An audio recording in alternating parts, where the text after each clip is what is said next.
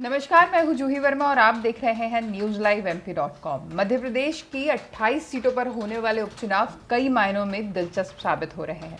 कहने को तो ये सिर्फ 28 सीटों के चुनाव हैं, लेकिन आज सबकी नजरें इन उपचुनावों पर टिकी हुई है। चाहे कांग्रेस हो, चाहे बीजेपी हो, सबके वॉर रूम आज तैयार हैं। सब एक जगह बैठकर एक एक गतिविधि, एक एक हरकत पर नजर रखे हुए हैं। सबने अपनी स्ट्रैटेजीज अलग अलग प्लान की है और इस चुनाव में जीत के लिए जुट गए हैं। शुरुआती तौर पर जब ये चुनाव की तरफ बढ़ रहा था मध्य प्रदेश, उस समय तक बीजेपी बड़ी निश्चिंत नजर आई थी कि जीत तो तय है, क्योंकि अब सरकार भी बीजेपी की ही बन चुकी है। लेकिन जिस तरीके से कांग्रेस का कैंपेन आगे बढ़ा, खासतौर से सोशल मीडिया पर और उसके बाद जमीनी स्तर पर, बीजेपी की ये कहना बिल्कुल गलत नहीं होगा कि नींद उड़ी और उसके बाद सबने जमीन पर आकर वापस चुनाव प्रचार शुरू किया। धुआंधार पारी खेली है सबने, चाहे कमलनाथ हो, चाहे शिवराज सिंह चौहान हो, चाहे ज्योतिरादित्य सिंधिया हो, नरेंद्र सिंह तोमर हो या बीजेपी और कांग्रेस के दूसरे नेता हो, किसी ने अपनी तरफ से कोई कसर नहीं छोड़ी है। अब हम बात करते हैं आज के क्या नज़ारे रहे।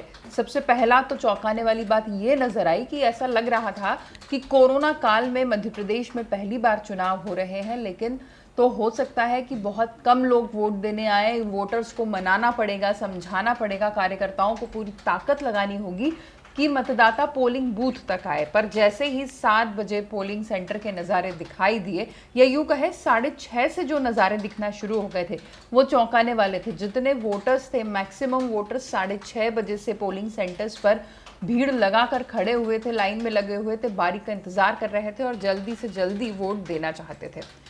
जिसके पीछे ये संभावनाएं भी जताई जा रही हैं कि लोगों ने सोचा कि जल्दी वोट कराएं तो शायद जल्दी लोग, भीड़ कम मिलेगी और वो जल्दी वोट डाल सकते हैं। दूसरी एक संभावना ये भी जताई जा रही है कि खुद पार्टीज ने ये कोशिश की कि जल्दी से जल्दी वोटिंग हो जाए, जिसका नतीजा ये रहा कि दोपहर 1 बजे तक ही 40% से ज़्यादा वोटिंग हो चुकी थी बहुत सारी जगहों पर। बदनावर इसमें सबसे अव्वल चलता रहा। तो ये नज़ारा दिखाई दिया। आमतौर पर 40 से 50 का फिगर जो है वो शाम को 4-5 बजे के करीब मिलना शुरू होता है, पर आज ये दिन आधा गुजरने के बाद ही 40% तक का आंकड़ा मिल गया था। और प्रदेश का अगर देखें, यानी 28 सीटों का कुल मतदान देखें तो 42% वो मतदान हो चुका था। अब हम बात करते हैं कुछ ऐसी सियासी तस्वीरों की जिन्होंने आज के चुनाव को थोड़ा सा दिलचस्प, रोचक और थोड़ा सा थ्रिलिंग भी बनाया। शुरुआत हुई मुरैना से, सुमावली सीट से, जहां पर गोलीबारी हुई। जौरी जो एक जगह है सुमावली की, वहां पर गोलीबारी हुई। कहा गया कि यहाँ पे चुनाव को अफेक्ट करने की कोशिश की जा रही है और वहां पर गोलीबारी के साथ चुनाव की शुरुआत हुई। इससे पहले हम अगर कल की बात करें तो एक मतदान कर्मी का निधन कल ही हो गया था हार्ट अटैक की वजह से। ये भी आम घटनाएं सुनाई देती हैं चुनाव के समय पर।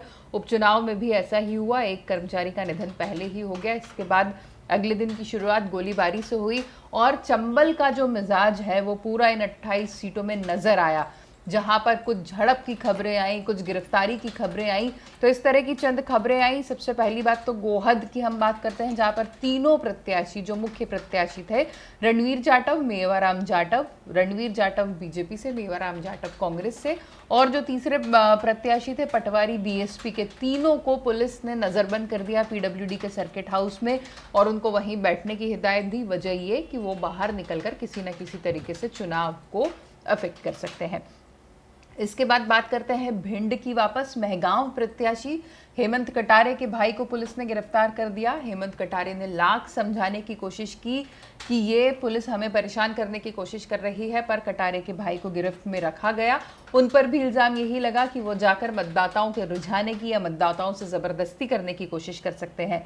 ग्वालियर की हम बात करें तो ग्वालियर पूर्व, जहां से मुन्नालाल गोयल मैदान में है और उन्हें चुनौती दे रहे हैं सतीश सिकरवार, जिनके परिवार पर हाल ही में बीजेपी से कार्रवाई भी हुई है, उन्हें बीजेपी से निकाल दिया गया है।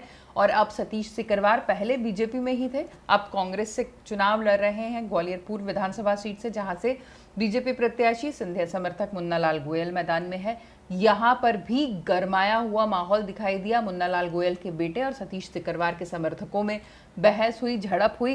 काफी समय तक ये झड़प, ये बहस चलती रही। बहुत देर तक ग्वालियर पूर्व जो है वो इलाका लोगों की नजर में रहा कि वहां होने क्या वाला है। बुरी खबर गोपाल भार्गव की तरफ से भी मिली, जिनके ऊपर आचार संहिता उल्लंघन का केस दर्ज हुआ। वैसे मामला बीती रात का है, यानी चुनाव से एक रात पहले का, जब वो सुर्खी की बाजना में मतदाताओं से बातचीत कर रहे थे।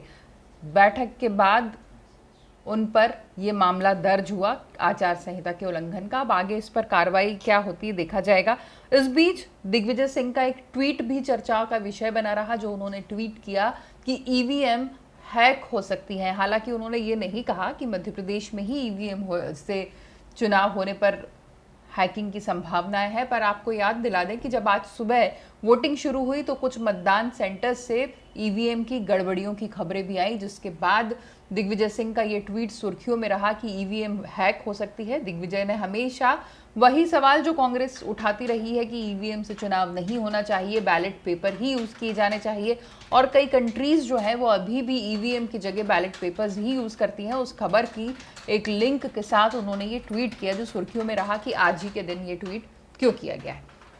अब हम बात करते हैं उन प्रत्याशियों की जो बड़े अलग अलग अंदाज में वोटिंग करने खुद पहुंचे। ज्योतिरादित्य सिंधिया की सबसे पहले बात करते हैं, जो पूरे दल बल के साथ मास्क पहने हुए वोटिंग करने पहुंचे। वोट डालने के बाद उन्होंने मीडिया को इंटरव्यू भी दिया। तुलसीराम सिलावट घर से ही पूरी तैयारी से मेरा मतलब ये नहीं है कि सच संवर के निकले, पूरे पूजा पाठ पंडित के साथ विधि विधान से पूजा पाठ हुआ उनके घर पे, सपरिवार वो इस पूजा में शामिल हुए और उसके बाद मतदान के लिए निकले। इमरती देवी जैसा खूब जानती हैं कि किस तरह से सुर्खियों को बटोरा जाए, लाइमलाइट में कैसे रहा जाए, ये सीखना है तो ये जितने प्रत्याशी अभी चुनाव मैदान में हैं उनमें सबसे बेस्ट इमरती देवी से बेहतर कोई नहीं हो सकता, जो मंदिर के बाहर सड़क पर साष्टांग प्रणाम करती हुई दिखी। ये नज़ारे तो खूब दिखे चुनाव में, जब सीएम शिवराज सिंह चौहान, तुलसीराम सिलावट जगह जगह साष्टांग करते हुए दिखे मतदाताओं के सामने। प्रद्युम्न सिंह तोमर तो बहुत सारी बार पैर छूते हुए नजर आए। इमरती देवी ऐसे मंच पे नजर नहीं आई थी, तो आज सड़क पर नजर आ गई, जहां वो पूरी लंबलेट होकर मंदिर के सामने हाथ जोड़ती नजर आई और उसके बाद वो वोट देने पहुंची। इसी तरीके से और भी जो प्रत्याशी थे, सबने मतदान से पहले विधि विधान से पूजा की और वोट कास्ट किया। इसके अलावा हम बात करें मुख्यमंत्री शिवराज सिंह चौहान और पूर्व मुख्यमंत्री कमलनाथ ने आज क्या किया। दोनों पूरी तरीके से मुस्तैद थे, एक एक घटना पर नजर तो रख ही रहे थे, पर बात भक्ति की आई है और अब मतदाताओं की शरण के बाद भगवान की शरण में जाने की बारी है। तो शिवराज सिंह चौहान के दिन की शुरुआत भी पूजा पाठ से ही हुई। उन्होंने अपने घर में काफी लंबी चौड़ी पूजा की, भगवान के सामने शीश झुकाया, और खुद कमलनाथ की शुरुआत भगवान हनुमान के नाम से हुई और उसके बाद वो गुफा मंदिर में पूजा पाठ करने भी पहुंचे। यानी मतदाताओं से जो उम्मीद थी, जो प्रार्थनाएं थी, जो गुजारिश थी, वो पूरी हो चुकी। भगवान से जिस वक्त ये मन था कि अब भगवान ही कुछ कर सकते हैं, उस वक्त भगवान की शरण में सारे प्रत्याशी, सारे बड़े नेता पहुंच चुके हैं। आज का दिन इन्हीं कुछ रोचक घटनाओं के साथ अब तकरीबन खत्म हो चुका है। बहुत जल्द कितना आज का चुनाव प्रतिशत है वो सामने आ सकता है। यकीनन जो आंकड़ा होगा वो चौंकाने वाला होगा, क्योंकि बहुत बड़ा आंकड़ा भी हो सकता है। ये अनुमान लगा सकते हैं हम कि 60-65% से ज़्यादा ही हो सकता है कुल सीटों का मतदान का प्रतिशत। तो अब देखना यह है कि आज का दिन इतना रोचक बीता है, अब 10 नवंबर का दिन क्या पैगाम लेकर आता है, इन प्रत्याशियों को मेहनत का किसे नतीजा मिलता है और कौन फेल हो जाता है। नमस्कार।